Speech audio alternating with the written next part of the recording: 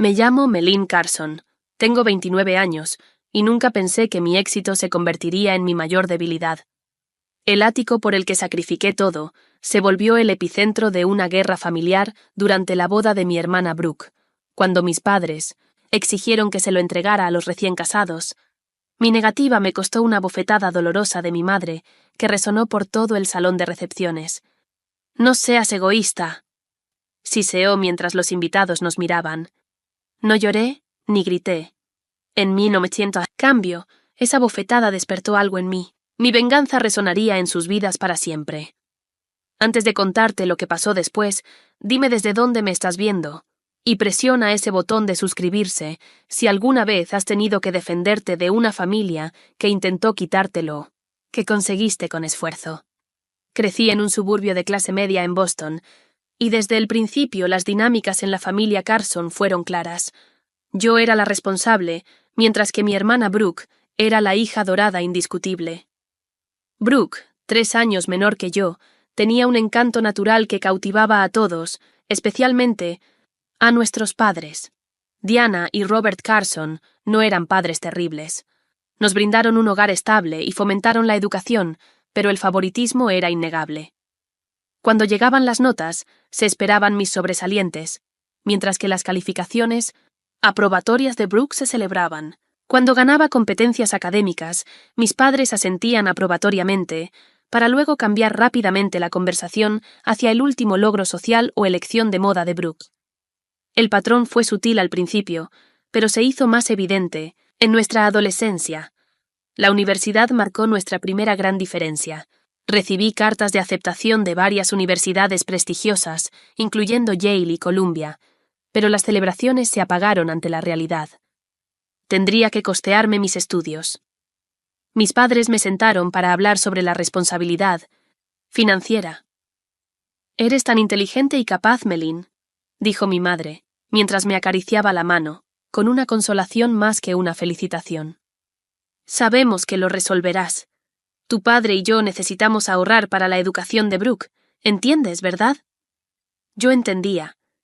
Sabía que sus cuentas de retiro estaban saludables, que acababan de comprar un SUV nuevo y que mis necesidades simplemente tenían menor prioridad. Aún así, asentí y acepté mi destino. Durante mis 4 años en la Universidad de Boston, trabajé en 3 empleos a tiempo parcial mientras mantenía mi promedio. Fui asistente de investigación, mesera los fines de semana y cubrí turnos nocturnos en una tienda abierta las 24 horas. Durante los exámenes, el sueño se volvió un lujo que casi no podía permitirme. Mientras tanto, 2 años después de que Brooke ingresara a NYU, nuestros padres cubrieron su matrícula, apartamento y gastos de vida. Al graduarme, enfrenté la brutal realidad de la crisis financiera de 2008. El mercado inmobiliario, mi campo elegido, estaba destrozado. Mientras mis compañeros se refugiaban en las casas de sus padres o aceptaban cualquier trabajo, yo me mantuve firme. Comencé desde abajo, trabajando como asistente administrativa en una inmobiliaria en problemas, donde el salario apenas alcanzaba para el alquiler de mi apartamento compartido. Durante 2 años observé, aprendí y me posicioné para la oportunidad. Cuando el mercado empezó a recuperarse, había desarrollado suficiente conocimiento y contactos para obtener un puesto como agente junior. Mi ética de trabajo se volvió legendaria en la oficina, la primera en llegar, la última en irme, siempre disponible para los clientes. A los 27 años ya era una de las agentes con mayor producción en el mercado de lujo de Boston. El ático representaba todo por lo que había trabajado. Ubicado en un edificio histórico renovado en Beacon Hill, ofrecía vistas panorámicas del río Charles y del skyline de Boston. A 1.8 millones, estiraba mis límites financieros, pero tras calcular números y asegurar una hipoteca favorable, firmé los papeles. Los 167 metros cuadrados con pisos de madera, paredes de ladrillo expuesto y ventanas de suelo a techo eran míos, completamente míos.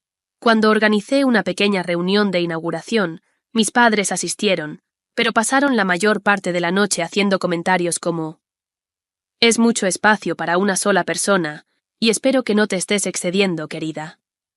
Brooke recorría mis habitaciones con una expresión que mezclaba envidia y expectativa, como si mis logros también le pertenecieran.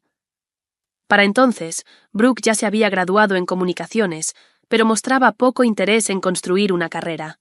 Trabajaba de forma esporádica en boutiques de moda y firmas de relaciones públicas, sin durar más de unos meses en cada puesto. Nuestros padres subsidiaban su etapa de búsqueda, pagaban su alquiler cuando faltaba y financiaban sus frecuentes, cambios de trabajo. Cuando Brooke conoció a Wesley Pierce en una gala benéfica, nuestros padres estaban encantados. Los Pierce eran aristocracia de Boston, viejos ricos con las conexiones correctas.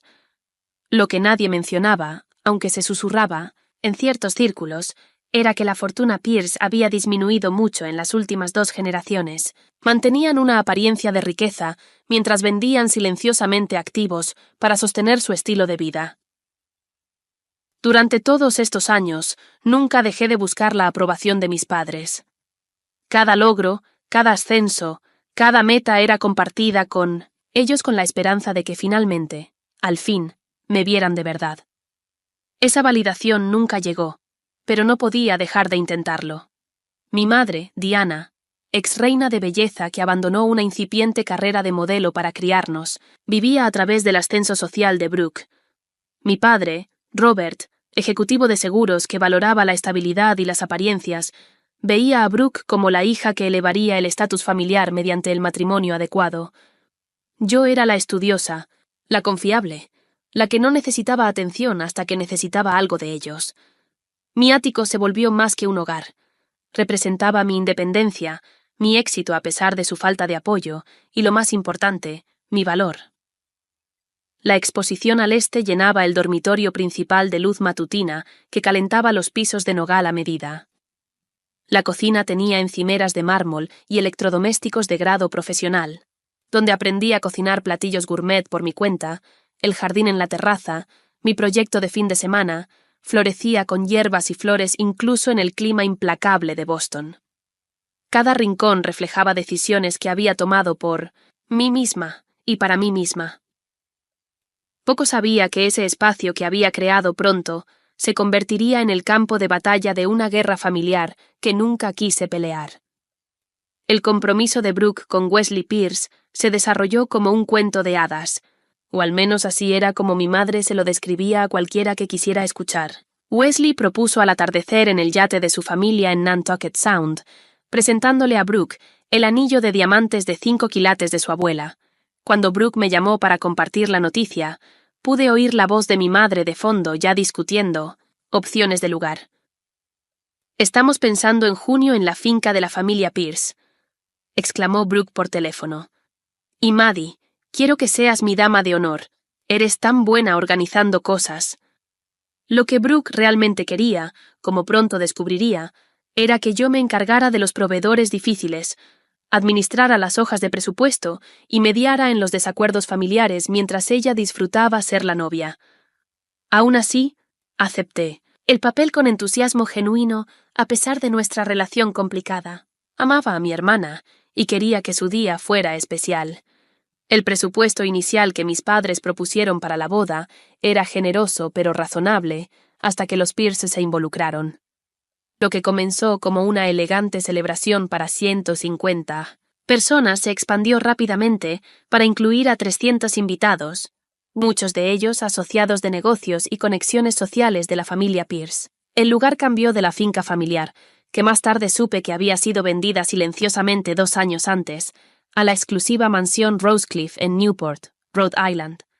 3 meses antes de la boda, mi madre me llamó en pánico. «Melín, tenemos que hablar sobre los arreglos financieros», dijo con la voz tensa. «Los costos de la boda han excedido nuestras expectativas». Lo que siguió fue un elaborado viaje de culpa sobre cómo las recientes pérdidas en inversiones de mi padre y el apoyo constante a Brooke a lo largo de los años habían tensionado sus recursos. Sin pedirlo directamente, mi madre dejó claro que esperaba que yo contribuyera significativamente a los gastos de la boda.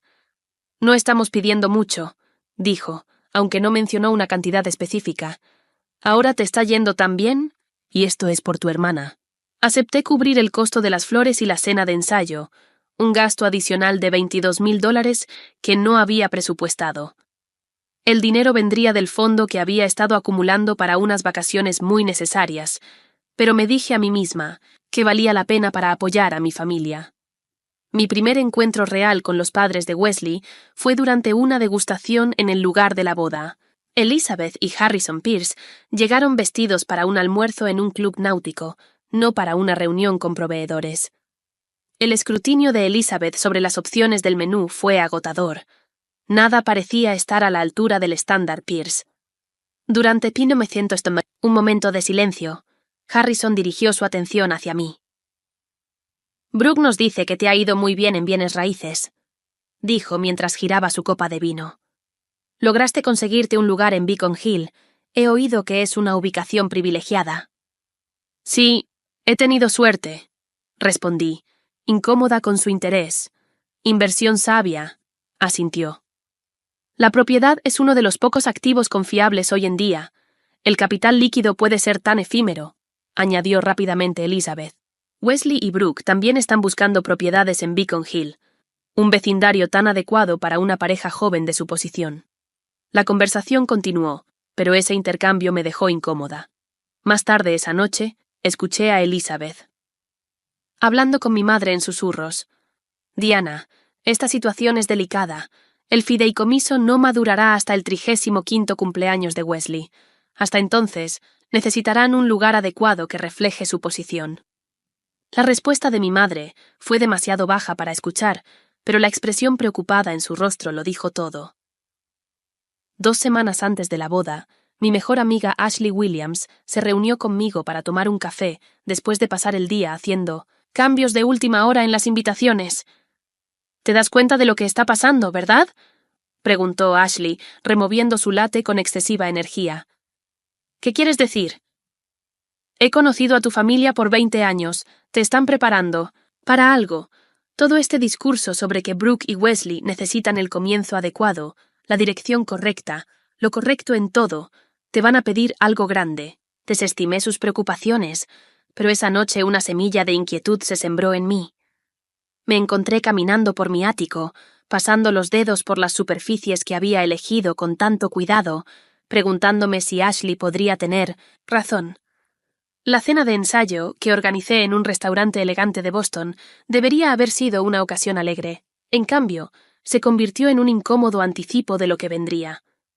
Después de varias copas, Harrison Pierce me acorraló cerca del bar. «Hermoso lugar tienes», dijo, aunque nunca había visitado mi ático. «Perfecto para entretener», respondí, con confusión evidente en mi voz. Brooke mencionó el jardín en la terraza. Dijo que sería ideal para cócteles en verano. «Brooke no ha visto mi lugar en casi un año», respondí. La incomodidad momentánea de Harrison se cubrió rápidamente, con otro sorbo de su whisky. Debe haber sido Wesley quien lo mencionó. Los jóvenes de hoy siempre compartiendo sus aspiraciones. La noche antes de la boda, mientras los preparativos finales alcanzaban su punto máximo, mi madre me encontró sola en la suite nupcial, organizando los accesorios de Brooke para el día siguiente. «Melín», comenzó con el tono suave que reservaba para conversaciones difíciles, «siempre has sido nuestra roca, tan independiente, tan capaz». Susurré un gracias, mientras me concentraba en ordenar las joyas de Brooke. «Tu hermana siempre ha necesitado más guía, más apoyo», continuó. «Su relación con Wesley es todo lo que hemos esperado, pero necesitarán ayuda para establecerse». «Ya he contribuido a la boda, mamá», dije, con un tono defensivo que se colaba en mi voz. «Claro, y estamos agradecidos, pero una boda es solo un día. El matrimonio es para toda la vida». Hizo una pausa, eligiendo cuidadosamente sus palabras. «Deberías considerar cómo podrías ayudarles a construir su futuro juntos. Después de todo, la familia es todo». La implicación quedó en el aire entre nosotras, pero ninguna la reconoció directamente. Cuando salió de la habitación, un escalofrío me recorrió, que no tenía nada que ver con el aire acondicionado. La mañana de la boda de Brooke amaneció con un clima perfecto, cielos despejados y una brisa suave que parecía hecha a medida para la ocasión.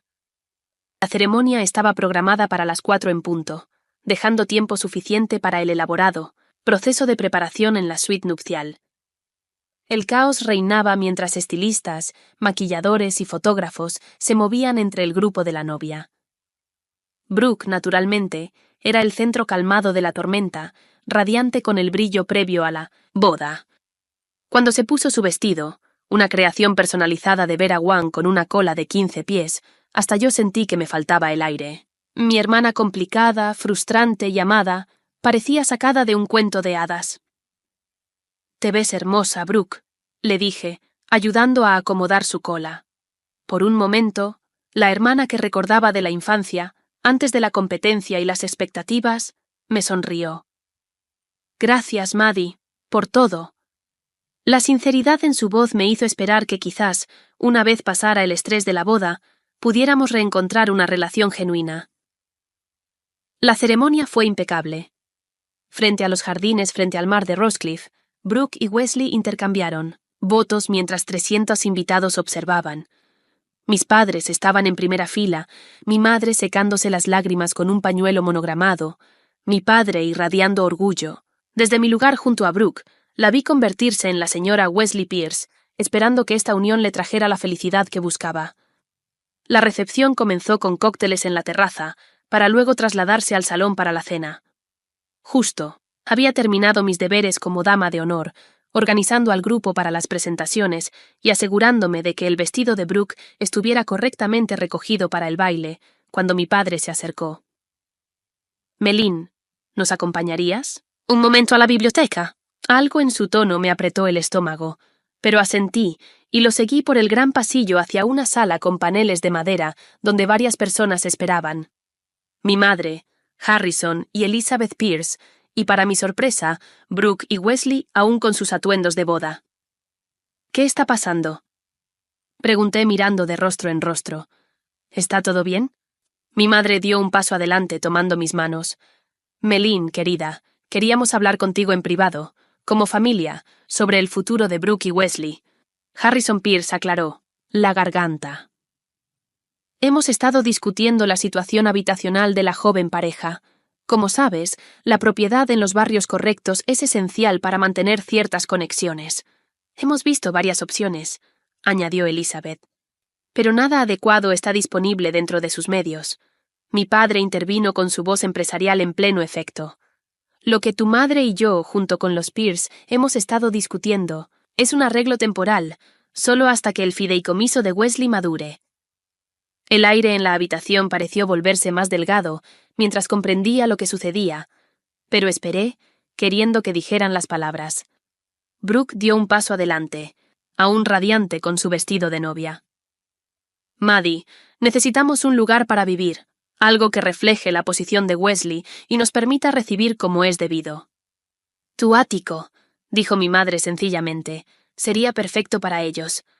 Por un momento pensé que había oído mal. «¿Mi ático?» «Solo temporalmente», añadió rápido mi padre. «Quizás 1 o 2 años, claro, pagaríamos renta», interrumpió. Wesley, aunque la cantidad que mencionó era menos de la mitad del valor de mercado. «¿Dónde viviría exactamente durante ese arreglo temporal?», pregunté, luchando por mantener la voz firme. Siguió un silencio incómodo antes de que hablara mi madre. «Podrías tomar el apartamento de Brooke. Es perfectamente adecuado para una sola persona». El apartamento de Brooke era una unidad de... una habitación en un edificio con problemas constantes de mantenimiento y sin ascensor. La comparación con mi hogar cuidadosamente elegido era ridícula. O sugirió Elizabeth Pierce, como si ofreciera una alternativa generosa. «Podrías quedarte en la casa de huéspedes de la familia Pierce en Cambridge. Casi no se usa hoy en 1970. Día». Miré sus rostros buscando alguna señal de que esto era una broma elaborada. No encontré ninguna. Respiré profundo. «Lo siento, pero eso no es posible. El ático es mi hogar. Trabajé años para permitírmelo. No lo voy a ceder». La temperatura en la sala pareció bajar 10 grados. «Melin», comenzó mi padre con tono endurecido, «debes considerar lo que es mejor para la familia. Esto no es solo por ti», añadió mi madre. «Brooke y Wesley necesitan el comienzo. Adecuado. Yo también necesité un buen comienzo», respondí con la voz elevándose un poco. «Necesité ayuda con la universidad. Necesité apoyo cuando luchaba por entrar en bienes raíces durante una recesión. Necesité padres que celebraran mis logros. Pero lo logré sin nada de eso. El rostro de Brooke se enrojeció de rabia. ¿Así que eso es todo? ¿Me castigas porque mamá y papá me ayudaron? No es mi culpa. No es castigo, Brooke. Solo estoy diciendo no. El ático es mío. Lo gané. No lo voy a regalar. Wesley dio un paso adelante, con sus rasgos aristocráticos en lo que supuse era su expresión más persuasiva. Melin, sé razonable. Eres una sola persona. Estamos empezando una familia. Seguramente puedes ver los aspectos prácticos de este arreglo. Lo que veo, dije mirando directo a él, es derecho adquirido. Quieres lo que tengo porque encaja con tu imagen, no porque lo hayas ganado. Elizabeth jadeó ante mi franqueza, mientras Harrison fruncía el ceño con ira. Mi madre se acercó a mí, bajando la voz a un susurro urgente. Melin Carson, no vas a arruinar el día de la boda de tu hermana con tu egoísmo. Esto es por la familia. No, mamá, esto es por respeto. Respeto por las decisiones que he tomado y la vida que he construido. Lo que pasó después ocurrió tan rápido que apenas tuve tiempo de registrarlo. La mano de mi madre se conectó con mi mejilla en una bofetada que resonó por la biblioteca. El ardor se extendió por mi rostro mientras un silencio conmocionado caía sobre la sala. No seas egoísta, siseó lo suficientemente fuerte para que todos escucharan. Me quedé paralizada, la mano subiendo a mi mejilla ardiendo cuando la puerta de la biblioteca se abrió. Varios invitados habían escuchado el alboroto y miraban con expresiones que pasaban de la curiosidad a la incomodidad mientras evaluaban la escena. Sin decir una palabra más, me di la vuelta y salí de la biblioteca, pasando junto a los curiosos, espectadores, cruzando el salón de recepciones donde las parejas bailaban sin darse cuenta, y saliendo al fresco aire de la noche. No lloré, no grité, simplemente me fui, con una calma que parecía casi irreal apoderándose de mí mientras me alejaba de Rosecliff, dejando atrás la celebración que continuaría sin mí. Me di cuenta de que algo fundamental había cambiado. La bofetada había roto algo irreparable, no solo entre mi madre y yo, sino en mi comprensión de mi lugar dentro de la familia. Lo que aún no sabían era que la hija que habían obligado a ser independiente había aprendido demasiado bien sus lecciones. No aceptaría ese trato. Respondería a él de manera metódica, estratégica y sin piedad. La mañana después de la boda, desperté en mi ático con una extraña sensación de calma. Los eventos de la noche anterior reproducían en mi mente escenas como de otra vida. El enfrentamiento, la bofetada de mi madre, mi salida silenciosa. Mi teléfono mostraba docenas de llamadas y mensajes perdidos, pero no estaba lista para responder ninguno. En cambio, preparé café y me senté en la terraza, viendo cómo la luz temprana jugaba sobre el skyline de Boston, esta vista, estas paredes, este espacio que había creado para mí, habían intentado arrebatármelo como si mis logros fueran propiedad común para ser redistribuidas según sus caprichos. A media mañana, finalmente revisé los mensajes de mi tía. Padre, tu madre está desconsolada, debes disculparte por causar un escándalo. De Brooke, gracias por arruinar mi noche de bodas. Todos hablaban de tu dramática salida en vez de celebrar con nosotros. De varios familiares, variaciones sobre la familia es lo primero, y deberías sentirte avergonzada. Solo. Un mensaje ofrecía una perspectiva diferente. Ashley había escrito: escuché lo que pasó, se pasaron de la raya, llámame cuando estés lista para hablar. Pasé el domingo en un estado de animación suspendida, procesando lo ocurrido y lo que revelaba sobre la dinámica familiar. El lunes por la mañana formulé un plan simple. Continuaría mi vida con normalidad, manteniendo distancia de mi familia hasta que reconocieran su comportamiento inapropiado. Ese plan duró exactamente 3 horas. A las 11:37 am, la recepcionista de mi oficina me avisó que mi madre estaba en el lobby. Diana Carson entró en mi despacho como si la noche del sábado no hubiera ocurrido, impecable en un abrigo Burberry y pendientes de perlas. Colocó una pequeña bolsa de regalos sobre mi escritorio. Una ofrenda de paz, dijo con una sonrisa que no alcanzaba sus ojos. Esos macarons que te gustan de la pastelería francesa en Back Bay, Dejé la bolsa intacta. ¿Qué quieres, mamá? Suspiró dramáticamente. Melin, necesitamos superar este malentendido. Tu hermana está devastada porque te fuiste de su recepción. No fue un malentendido. Me exigieron que renunciara a mi hogar y me dieron una bofetada cuando me negué. Reaccioné mal, admitió, aunque su tono sugería mínimo remordimiento. Pero tienes que entender la presión que todos soportamos. Los Pierce tienen ciertas expectativas sobre el estilo de vida de su hijo. Eso no es mi problema. Los problemas familiares son problemas de todos, Melin. Necesitamos encontrar una solución que funcione para todos. Ya hay una solución. Brooke y Wesley pueden vivir dentro de sus medios, como todos los demás. La fachada agradable de mi madre se resquebrajó un poco. No pueden vivir en cualquier lugar. Wesley tiene que mantener apariencias para sus perspectivas profesionales. Entonces, Wesley debería ganar lo suficiente para mantener esas apariencias. La conversación giró en círculos hasta que mi asistente llamó para recordarme una reunión con un cliente. Mi madre se fue con su bolsa de macarons, sin lograr nada más que confirmar que no me manipularían fácilmente. Esa noche me reuní con Ashley en nuestro bar de vinos favorito. Después de contarle la visita de mi madre, sacó su tablet. «Hay algo que deberías ver», dijo, con expresión seria. Ashley trabajaba en finanzas y tenía acceso a ciertas bases de datos. Hizo una investigación sobre las finanzas de la familia, Pierce. Los documentos que me mostró confirmaron lo que sospechaba.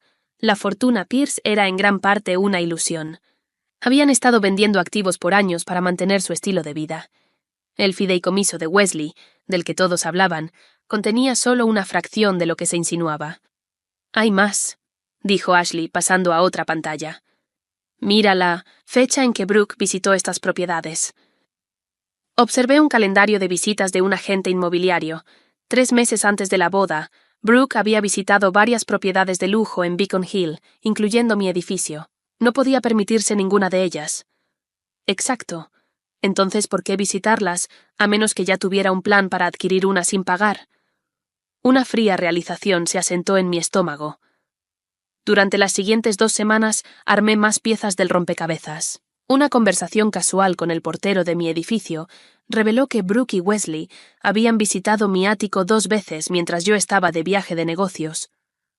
«Tu hermana dijo que le pediste que regara tus plantas», explicó disculpándose, cuando vio mi expresión de sorpresa. Una amiga de la universidad, que trabajaba en la firma de arquitectura para la que Wesley consultaba ocasionalmente, mencionó que Wesley había mostrado fotos de su nuevo lugar en Beacon Hill semanas antes, de la boda. La evidencia más condenatoria vino de una fuente inesperada. La secretaria de mi padre, con quien siempre había mantenido buena relación, me llamó preocupada. «Melin, no debería decirte esto, pero escuché a tus padres hablar de tu ático con los Pierce en marzo. Tu padre sugirió esperar hasta después, de la luna de miel, para que firmaras los documentos de transferencia. Parecía confiado en que no rechazarías una vez presentado como un destino inevitable. La traición era más profunda de lo que imaginaba. No era una petición espontánea, nacida de las emociones de la boda, sino un plan calculado, meses en marcha. Habían recorrido mi casa sin permiso, hecho promesas sobre mi propiedad y esperaban que cumpliera una vez socialmente acorralada. Agendé una cita con Jessica Thompson, una amiga de la Facultad de Derecho especializada en bienes raíces y derecho familiar. Después de explicar la situación, pregunté sobre mis vulnerabilidades legales. ¿Podrían reclamar algo de mi propiedad? ¿Podrían argumentar que se los prometí? Jessica negó con firmeza. Sin documentación escrita, cualquier reclamo verbal sería extremadamente difícil de probar. Tu propiedad está únicamente a tu nombre, comprada con tus fondos y mantenida por ti. No tienen ninguna base legal. ¿Y la presión familiar? ¿La presión social? Eso no es un asunto legal, Maddie. Es una cuestión de límites personales. Se inclinó hacia adelante, con expresión seria. La pregunta no es si pueden quitarte la propiedad, porque no pueden, sino cómo vas a responder a esta violación de confianza. Al salir de la oficina de Jessica, mi teléfono vibró con un mensaje de Brooke. «Ya volvimos de la luna de miel. Mamá dice, Sigues siendo difícil con el tema del apartamento. Tenemos que resolverlo antes de empezar a mover nuestras cosas. La suposición en su mensaje cristalizó mi determinación. Esto no era solo una disputa por una propiedad, era años de manipulación, favoritismo y sentido de derecho. Mi familia me había mostrado exactamente cómo me veían, no como una persona con vida y logros propios, sino como un recurso a explotar para beneficio de Brooke. Pasé la noche sentada en cada habitación de mi ático, recordando las horas extras, eventos sociales perdidos y sacrificios que hicieron este espacio mío. Bajo el suave resplandor de las luces de la ciudad filtrándose por mis ventanas, tomé mi decisión. El tiempo de la aceptación pasiva había terminado. Si mi familia quería guerra, se la daría, luchando en mis términos con mis armas. El finto término venganza conlleva connotaciones de represalia impulsiva, de acciones en caliente. Lo que planeaba era distinto, frío, calculado, diseñado no para herir, sino para corregir. Establecería límites que siempre debieron existir y dejaría que las consecuencias naturales siguieran su curso. Mi primer paso fue consultar con la doctora Eleanor Bennett, terapeuta especializada en dinámicas familiares. Necesitaba asegurar que mi respuesta fuera proporcional y saludable, no pura emoción. Lo que describes, dijo la doctora Bennett en nuestra segunda sesión, no es venganza en el sentido tradicional. Buscas establecer consecuencias por violaciones de límites, lo cual es apropiado y necesario para relaciones saludables. Se siente como venganza, admití. Eso es porque te han condicionado a ver cualquier acción de autoprotección como egoísta o punitiva. Tu familia te ha entrenado para priorizar sus necesidades sobre las tuyas. Romper ese patrón naturalmente se sentirá incómodo. Con la guía de la doctora Bennett, desarrollé un marco para avanzar, que priorizaba mi bienestar y dejaba espacio para una reconciliación genuina si mi familia decidía ese camino. Armada con esa claridad psicológica, dirigí mi atención a asuntos prácticos. Mi profesión me había dotado de habilidades investigativas que apliqué a mi propia situación familiar. Lo que descubrí fue revelador. Los registros financieros de mis padres, accesibles por la refinanciación hipotecaria que iniciaron para los gastos de la boda, mostraban años de apoyo sistemático a Brooke que superaban lo que había imaginado. Más allá de la matrícula universitaria, habían pagado repetidamente sus tarjetas de crédito, cubierto depósitos y los primeros 6 meses de alquiler de cada apartamento nuevo, e incluso financiado un negocio fallido de joyería que abandonó tras 3 meses. Lo más preocupante fue descubrir que habían tomado un préstamo sustancial sobre el valor de la vivienda para pagar la boda, una presión financiera que ocultaron mientras me pedían contribuciones adicionales.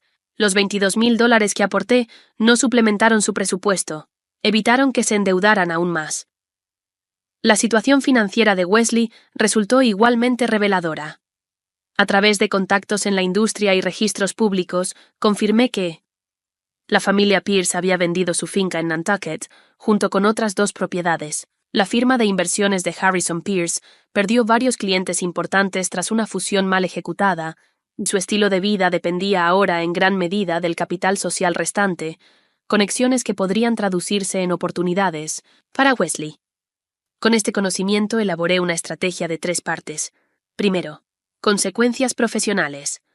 Me retiraría como red de seguridad que había permitido la irresponsabilidad financiera familiar, dejándolos enfrentar las consecuencias naturales de sus decisiones. Segundo, independencia financiera. Protegería mis activos y crearía estructuras para que mi familia jamás pudiera apropiarse de lo que construí. Tercero, revelación de la verdad. Compartiría estratégicamente lo que descubrí con personas clave, no como chismes, sino como contexto necesario para entender mis límites. La ejecución comenzó con medidas prácticas de seguridad. Cambié las cerraduras de mi ático e informé a la administración y porteros que nadie debía entrar a mi unidad sin mi autorización explícita. Ni familia, ni amigos, nadie. Instalé un sistema de seguridad con cámaras que me alertarían de cualquier intento de ingreso.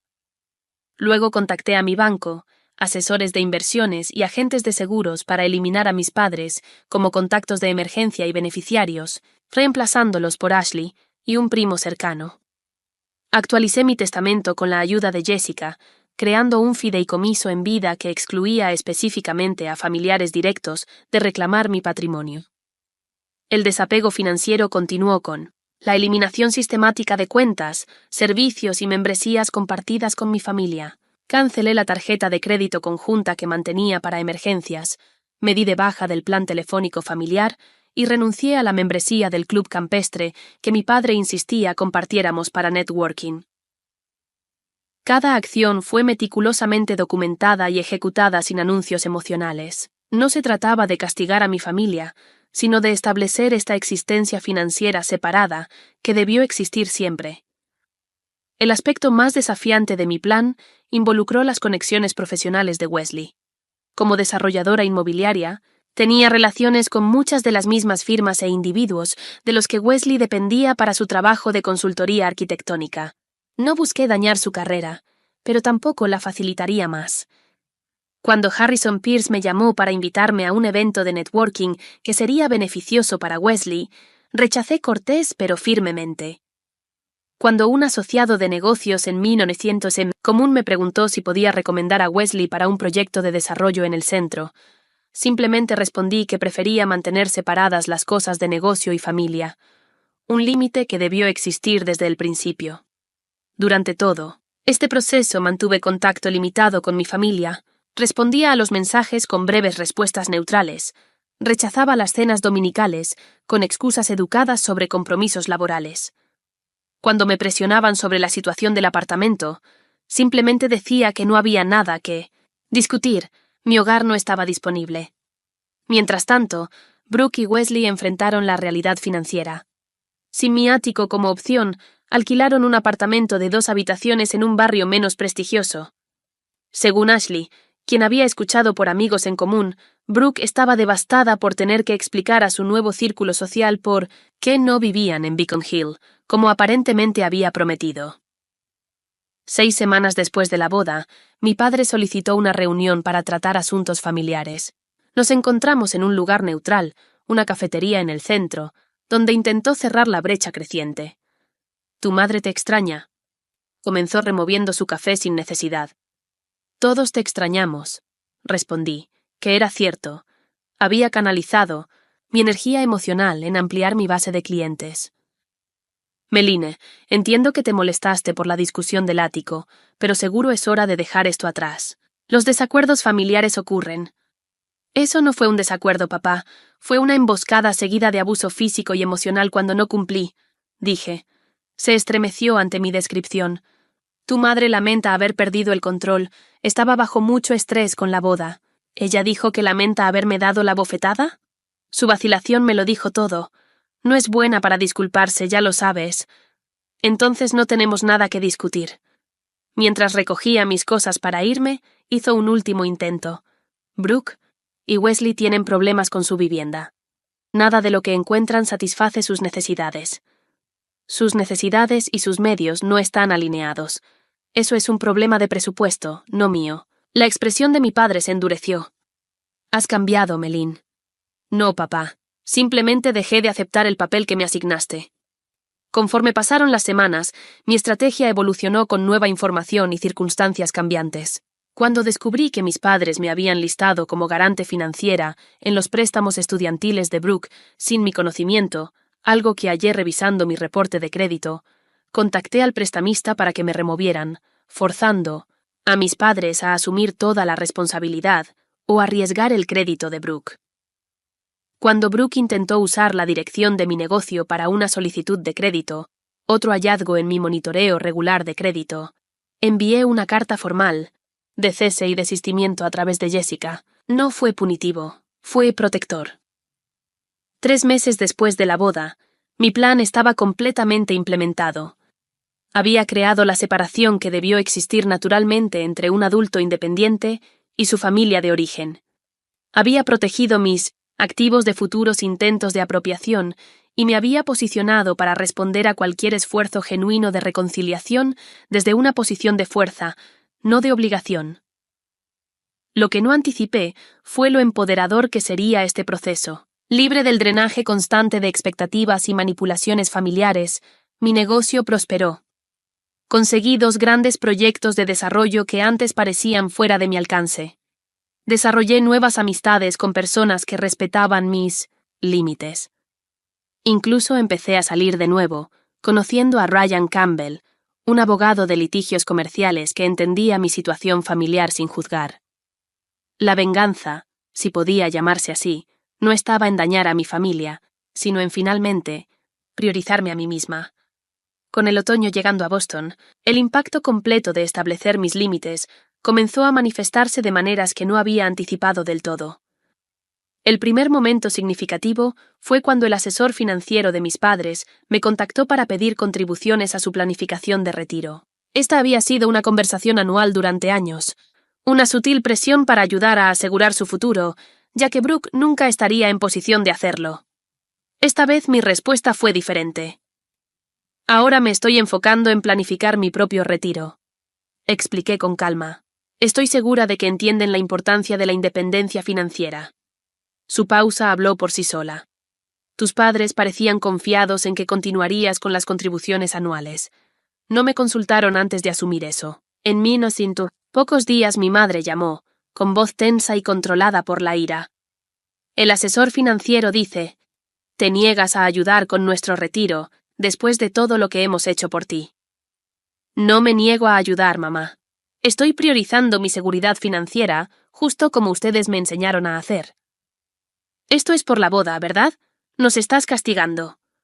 No, es por tomar decisiones independientes sobre mi dinero, igual que ustedes toman decisiones independientes sobre el suyo. La conversación terminó sin resolución, pero no sentí culpa, solo una creciente sensación de liberación. Mi distanciamiento profesional de la carrera de Wesley tuvo consecuencias inmediatas.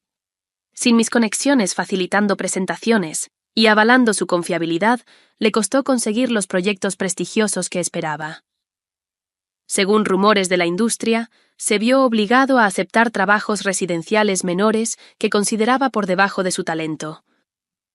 Cuando nos cruzamos en 1960, un evento de la Cámara de Comercio, su resentimiento fue palpable. ¿Disfrutando tu campaña de destrucción familiar? Preguntó en voz baja mientras estábamos cerca del bar. Disfruto establecer límites profesionales, respondí manteniendo la compostura. Tu éxito profesional nunca debió depender de tu cuñado. Su rostro se sonrojó. Brooke tenía razón sobre ti, siempre llevando la cuenta, siempre guardando rencores. ¿Eso dice ella? Interesante, considerando que pagué una cuarta parte de tu boda sin quejarme.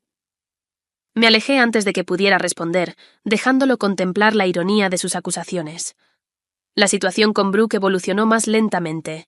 Después de semanas de mensajes pasivo-agresivos, ella sugirió reunirnos para almorzar y aclarar el ambiente. Nos encontramos en un restaurante equidistante de nuestros trabajos, un gesto de neutralidad que agradecí.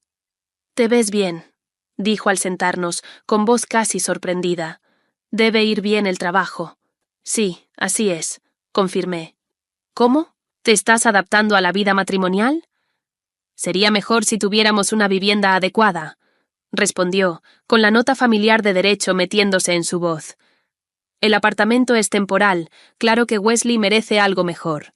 La mayoría empieza desde abajo y va ascendiendo», suspiró dramáticamente. «Eso es fácil decirlo desde tu ático. Algunos tuvimos caminos de vida diferentes». «Sí, lo tuvimos. Trabajé 3 empleos durante la universidad y empecé desde abajo en mi industria, durante una recesión. Tú tuviste tu educación totalmente financiada y recibiste apoyo financiero continuo de nuestros padres». Su expresión cambió de lástima a indignación. ¿Estás diciendo que no he trabajado por nada? Estoy diciendo que hemos tenido diferentes niveles de apoyo, lo que ha llevado a diferentes resultados. No es un juicio, es un hecho. La conversación dio vueltas incómodas hasta que Brooke finalmente abordó el elefante en la habitación. Mamá y papá están dolidos por tu distancia. Sienten que has abandonado a la familia. No he abandonado a nadie. He establecido límites. Después de que violaron mis límites, dije. Lo del ático fue solo una sugerencia. Fue una demanda, replicó Brooke. Después de que ya habías visitado mi casa sin permiso y dijiste a la gente que vivirías ahí, seguida por la bofetada de mamá cuando me negué. Su silencio confirmó lo que sospechaba. Había sabido del plan todo el tiempo. Pensamos que entenderías cuando te explicáramos la situación, dijo finalmente. La situación es que la familia de Wesley no es tan rica como aparentan, y necesitaban mi propiedad para mantener las apariencias. Sus ojos se agrandaron.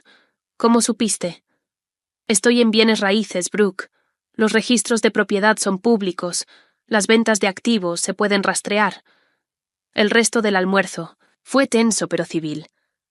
Al despedirnos, Brooke hizo un último intento apelando a la lealtad familiar.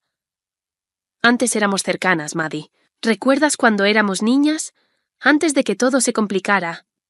Lo recordaba, dije, con nostalgia genuina por esos tiempos más sencillos, pero no podemos volver atrás. Solo podemos avanzar con relaciones honestas, o no hacerlo en absoluto. Mientras establecía mis límites, descubrí aliados inesperados.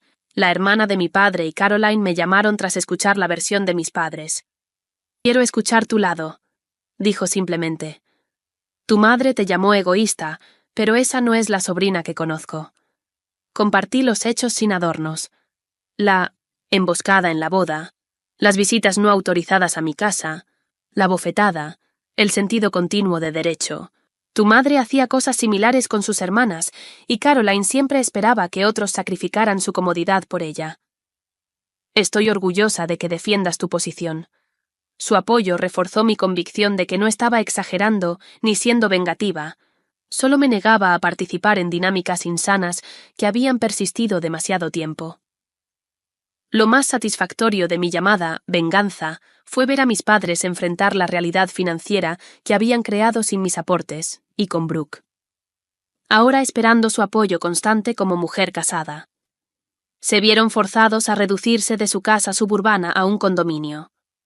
Cuando la noticia de su emocionante decisión de simplificar llegó por canales familiares, reconocí la narrativa para salvar las apariencias. La jubilación de mi padre, antes planeada para los 62 años, fue postergada indefinidamente. Las publicaciones de mi madre en redes sociales sobre adoptar el minimalismo no podían ocultar la necesidad financiera tras su mudanza. No disfruté sus dificultades, pero reconocí la importancia de las consecuencias naturales. Durante años, tomaron decisiones financieras asumiendo que yo complementaría sus recursos, mientras ellos los dirigían hacia Brooke. Sin ese arreglo tuvieron que enfrentar la realidad de sus elecciones. 6 meses después de la boda, mis padres hicieron un último intento por restaurar la dinámica anterior. Me invitaron a cenar a su nuevo condominio, y contra mi mejor juicio acepté. La velada comenzó agradablemente con charla superficial sobre temas neutrales. Sin embargo, al servir el postre, mi padre aclaró la garganta, como siempre antes de hacer una propuesta de negocios. Tu madre y yo hemos estado pensando en la armonía familiar, comenzó. Todos hemos pasado por un período difícil y es hora de dejarlo atrás. Mi madre asintió con entusiasmo. La familia siempre debe ser lo primero, dijo. Estoy de acuerdo en que las relaciones familiares saludables son importantes. Respondí con cautela. Excelente, continuó mi padre. Entonces entenderás por qué necesitamos discutir la estrategia financiera familiar. Brooke y Wesley planean formar una familia pronto y necesitarán un lugar más grande. Mientras tanto, nuestro portafolio de retiro ha enfrentado algunos desafíos.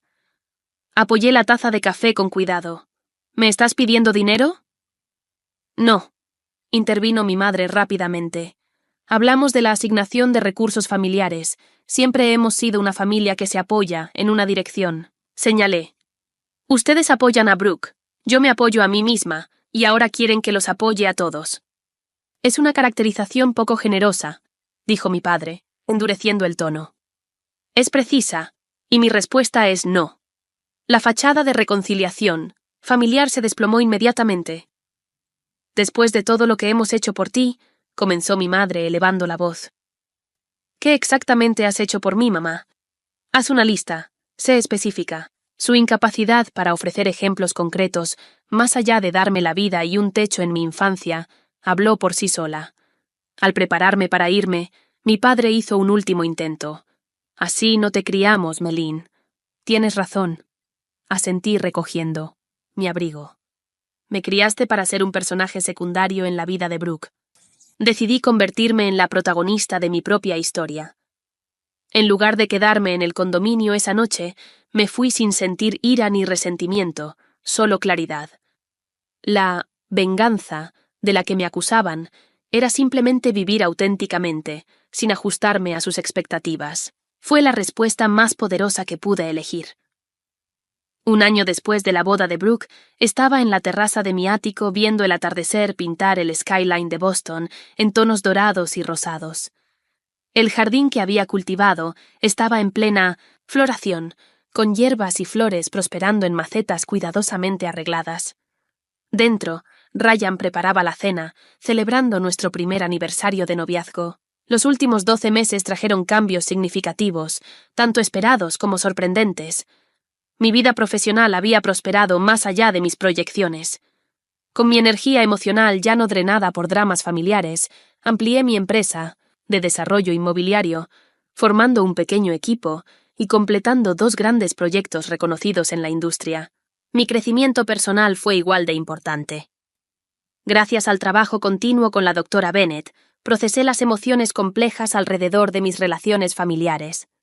El dolor persistente, la culpa ocasional, el alivio de la liberación.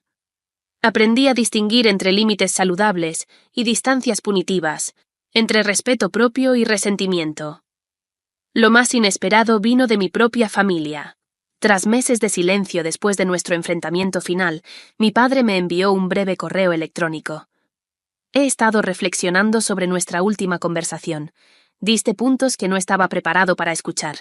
No estoy listo para discutir más, pero quería que supieras que estoy pensando en lo que dijiste. No fue una disculpa, pero sí un reconocimiento, algo que nunca había recibido de él antes. La situación de Brooke y Wesley evolucionó de maneras que validaron mis decisiones. El apartamento que consideraban inferior se volvió su residencia, permanente cuando la práctica arquitectónica de Wesley no pudo atraer a los clientes exclusivos que esperaba. Según rumores familiares, postergaron sus planes de tener hijos debido a restricciones financieras. Lo que más me sorprendió fue mi falta de satisfacción por sus dificultades. Esperaba sentirme vindicada, quizá complacida porque enfrentaban las consecuencias naturales de su sentido de derecho. En cambio, sentí solo una compasión distante. Su lucha no era mi victoria, era simplemente la realidad que ellos mismos crearon. Mi madre fue la más resistente a nuestra nueva dinámica. Sus intentos por restablecer control iban desde mensajes culpabilizadores. Lloro hasta quedarme dormida preguntándome dónde fallé contigo, hasta falsas emergencias médicas diseñadas para atraer mi atención. Cada vez respondía, con calma y desapego, ofreciendo apoyo adecuado sin sacrificar mis límites. La relación más sanadora resultó ser con mi tía Caroline, que se convirtió en una figura materna sustituta. A diferencia de mis padres, ella celebraba mis éxitos, sin expectativas ni comparaciones. Su sabiduría sobre patrones familiares me ayudó a entender las dinámicas generacionales que moldearon el comportamiento de mi madre. A Diana siempre le dijeron que su valor estaba en su belleza y encanto, explicó mi tía Caroline durante uno de nuestros almuerzos regulares. Cuando tuvo hijas, proyectó esas mismas medidas de valor. Belleza para Brooke, utilidad para ti. No excusa su comportamiento, pero ayuda a explicarlo. Este contexto no borró el dolor, pero me permitió ver a mi familia con más compasión y menos resentimiento, una perspectiva invaluable cuando surgió una crisis familiar. Hace 3 meses, mi padre sufrió un pequeño infarto. A pesar de nuestra relación tensa, no dudé en visitarlo en el hospital. Organicé una segunda opinión con un cardiólogo de mi red profesional y ayudé a navegar el papeleo del seguro que abrumaba a mi madre. Lo que no hice fue igual de importante. No ofrecí asistencia financiera más allá del apoyo práctico. No volví a entrar en su órbita de control. Mantuve mis límites mientras ofrecía compasión adecuada. Durante una visita al hospital, mientras mi padre dormía y mi madre salía a hablar con el doctor, Brooke y yo nos encontramos solas en la sala de espera. He estado pensando en la boda, dijo de repente. En lo que pasó contigo y mamá. Esperé, dándole espacio para continuar. Siempre pensé que eras la afortunada, con tu propio lugar, tu carrera, tu independencia. Nunca vi lo duro que trabajaste por ello, porque nunca tuve que trabajar tan duro. Todo simplemente me llegó. Tuvimos caminos diferentes, reconocí. Pero esperaba que tu camino me beneficiara al final. Todos lo hicimos. Me miró directamente a los ojos. Lo siento, Maddie. Lo que intentamos hacer con tu ático estuvo mal. No fue una reconciliación completa, pero fue un comienzo. El primer reconocimiento genuino de un familiar de que mis límites estaban justificados. En Ninna, cuanto a Ryan, su presencia en mi vida fue transformadora. A diferencia de relaciones anteriores, donde inconscientemente buscaba recrear la dinámica de búsqueda de aprobación familiar, con Ryan encontré una pareja basada en el respeto mutuo. Las familias saludables quieren que cada miembro prospere, observó una noche mientras hablábamos sobre mi manejo continuo de los límites familiares. No exigen sacrificios de uno para elevar a otro. Esta sencilla verdad se convirtió en mi principio guía para avanzar. Permanecí abierta a la conexión auténtica con mi familia, pero inquebrantable en mi requisito de respeto. Algunos días trajeron avances, otros retrocesos.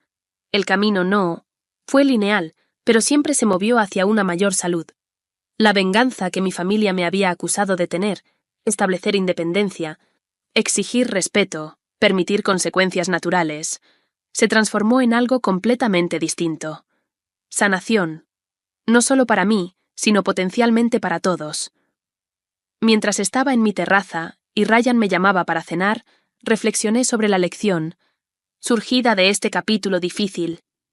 La mayor venganza contra quienes intentan menospreciarte no es menospreciarlos a ellos, sino prosperar tan completamente que sus limitaciones ya no puedan contenerte. Mi ático, antes campo de batalla de la Miina, guerra familiar, había recuperado su estatus legítimo como mi santuario, un espacio que había ganado, creado y protegido. El hecho de que ahora eligiera compartirlo con alguien que respetaba mis límites lo hacía aún más valioso. Al volverme para unirme a Ryan, sentí gratitud por ese doloroso despertar que me había traído hasta aquí. A veces, se necesita una bofetada para despertar tu propio poder. ¿Alguna vez has tenido que poner límites difíciles con familiares que intentaron aprovecharse de tu éxito? Me encantaría escuchar tus historias en los comentarios abajo, y si esta historia te resonó, por favor da me gusta, y suscríbete para escuchar más relatos sobre defenderte y encontrar tu propio camino. Recuerda que las relaciones saludables deben levantarte, no agotarte. Gracias por escuchar mi historia, y te deseo fuerza para navegar tus propias dinámicas familiares.